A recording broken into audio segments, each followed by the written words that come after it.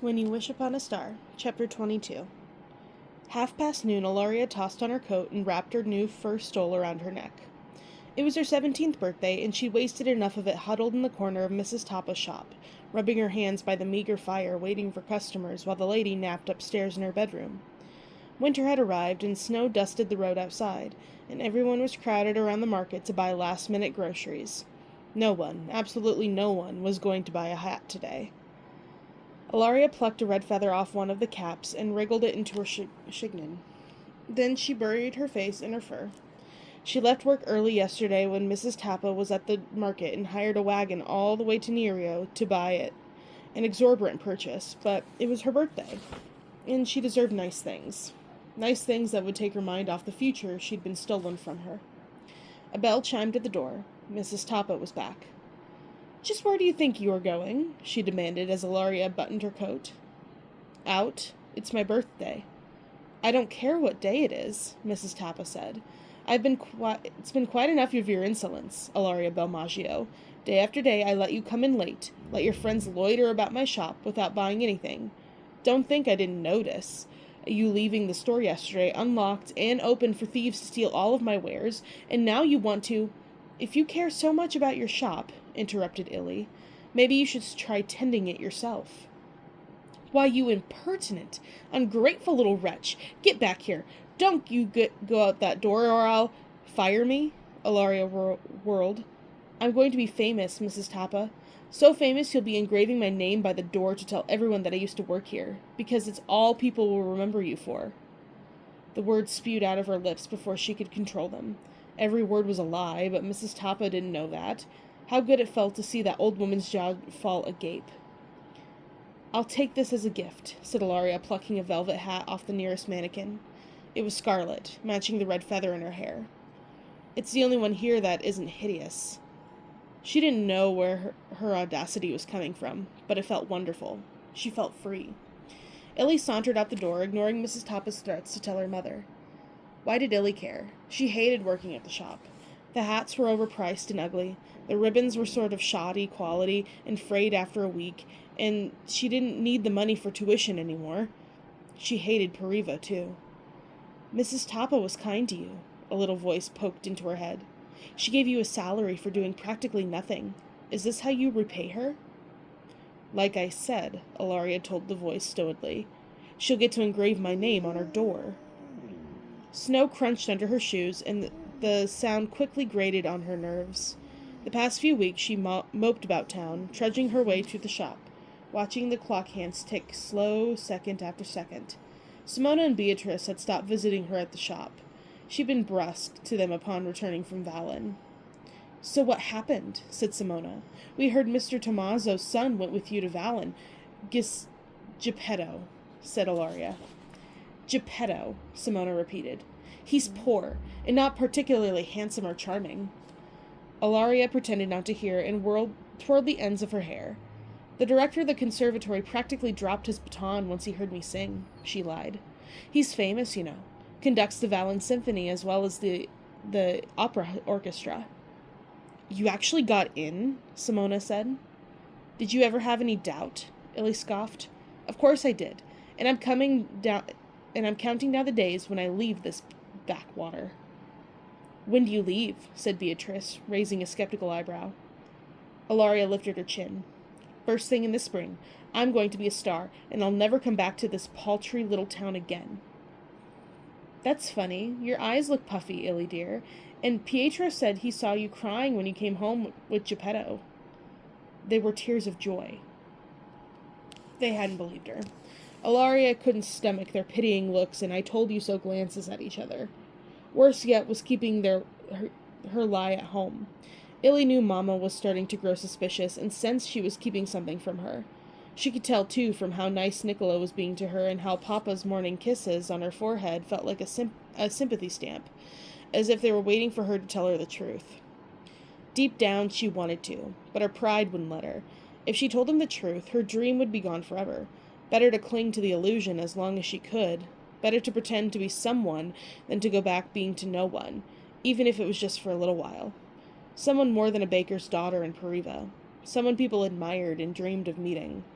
Better to pretend than face the truth than to have to nurse the wound that Maria Linda's words had carved into her soul. And so Ilaria pretended, and the grander her lies grew, the deeper she buried her sorrow in her heart. Until today, on her birthday, she woke remembering something very important, something that made her stop feeling sorry for herself. A wide grin spread across Illy's face, and the ache in her heart turned into a fierce burning. No one would ever have to know that she lied. Just let them wait. She might be unworthy now, but soon enough she'd return to Valen and show everyone, the world, just what she was capable of. Maria Linda, Maestro Lully, Carlotta, all who doubted her would witness her soar. "Shouldn't you be at work?" her mother inquired as Illy entered the family bakery. "It isn't even 2 o'clock yet." "Mrs. Talbot let me out early for my birthday," lied Illy. "Are there cookies for me?" "You're in luck." Papa pulled them out of the oven. "Careful, they're a bit hot." Illy reached greedily for the sack and inhaled. Cinnamon, with a hint of dark chocolate. Her favorite. "There's 17 of them," said Mama, counting 1 cookie for each year Illy had been alive. "Plus 1 extra for luck." She winked. "You might want to share them with your young man." Ilaria rolled her eyes. "Geppetto isn't my young man." Her mother shrugged. "If you say so." She swept aside Illy's dark bangs and pressed a kiss to her daughter's forehead. "Happy birthday, my love." "Mama," Illy protested at the show of affection. But for the first time in weeks she didn't cringe or twist away. She took the drawstrings over the sack of cookies and tied a bow. "I suppose 18 cookies would be too much for me to eat alone." "Cookies taste better when they're eaten with friends," said Mrs. Belmaggio. "Especially good friends." "You two aren't courting, are you?" "Mama!" Illy cried, but her cheeks heated. "I said we weren't." "You've been seeing an awful lot of each other ever since he took you to Valen," said Mama with another shrug. That was because Geppetto was the only one who knew the truth. At first she thought he would judge her for lying to her family, the entire town, even to herself, but he never said a word about it. Nor did his eyes, clear and blue as before, ever waver when they held her gaze. In these weeks, having Geppetto believe in her and stand by her meant more to her than she would have imagined. He was her truest friend, and like Mama said, maybe more. "Thank you, Mama. You're the best." She grabbed the bag of cookies, then, humming happily to herself, hurried for Mr. Tomanzo's shop. She had a proposal for Geppetto, and she knew he wouldn't be able to refuse. Geppetto was sitting by the window, so intent in his work that he didn't even notice Ilaria at the door. A good thing. She took a moment to fluff her hair and rub color in her cheeks. Then she paused before the other side of the window, craning her neck to see what he was working on. To her surprise, it was a toy. Geppetto didn't usually work on toys in the middle of the day. What would his papa say? She stood on her tiptoes to get a better look at the figurine. It was still roughly hewn, the shapes of 2 people beginning to take form. Ilaria didn't make out the outline of the girl with her arm outstretched, and a nightingale, same as the one Geppetto had chiseled into the music box he'd made for her, was perched on her fingers. "Is that supposed to be me?" she greeted coyly. Geppetto whirled, startled by Ilaria's appearance. He tossed a cloth over his workplace, trying in vain to hide the figurine. "Ilaria! I wasn't expecting you so early. What are you—" "I left work," she interrupted, not wanting to explain herself for the second time. "Is your father here?" "He stepped out for a walk. I was going to come find you after I finished. I beat you to it." She flashed him her most winsome smile, then dropped the cookies on his work table. "And I brought snacks. Cinnamon chocolate cookies. My favorite. Smell." She raised the bag to Geppetto's nose, and he inhaled deeply. He said gently, "You shouldn't be the one bringing me cookies on your birthday." "Who would I bring them to, then? Simona and Beatrice?" She snorted. "You're supposed to eat sweets on your birthday for a sweet year ahead, with your sweetest friend." She paused. "That's you, Geppetto." Before he could respond, she broke a cookie in 2 and offered him a bigger piece. Geppetto took it, and they ate together, sitting side by side on a bench in comfortable silence.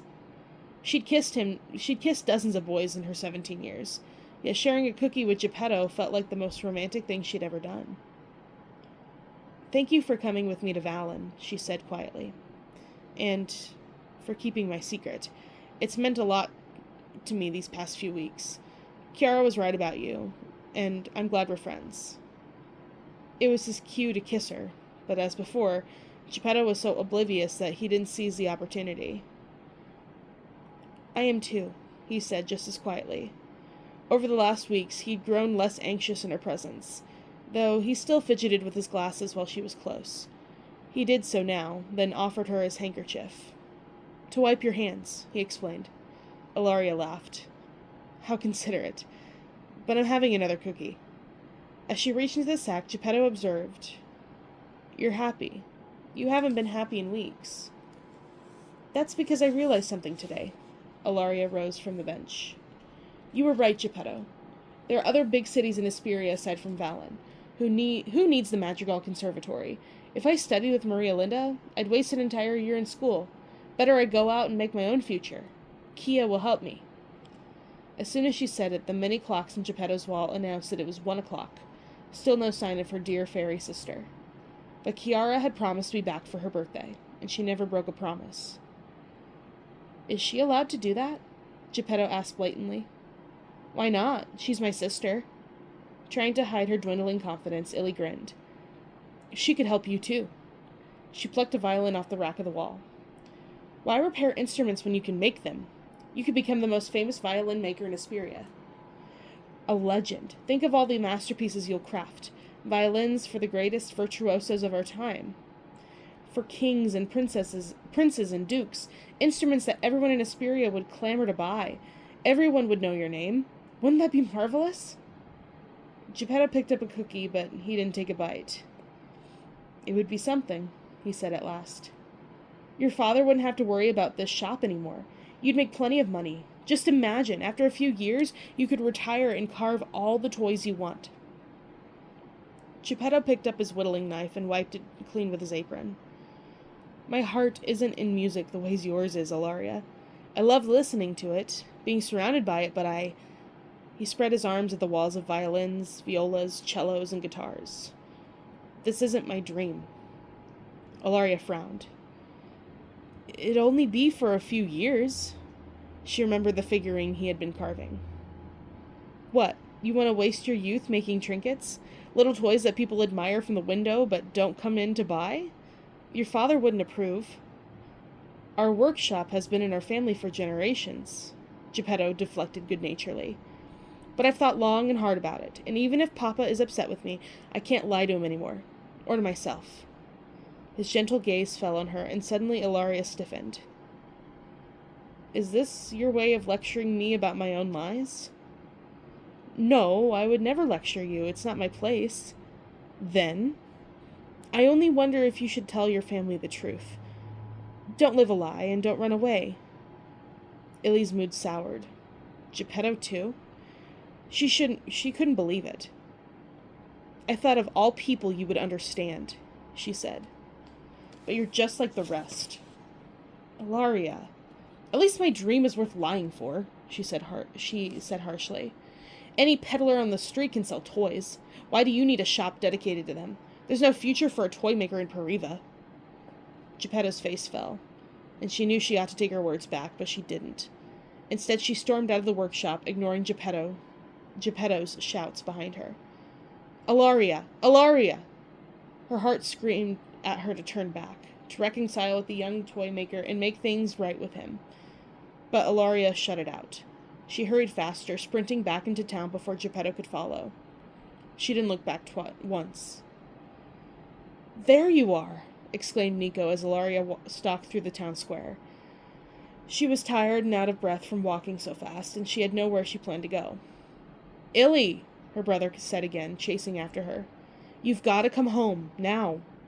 Leave me alone. I don't feel like talking to anyone. Not even Kia? Nico grinned as Ilaria's eyes flew up from the ground. Yes, she's back. She's home.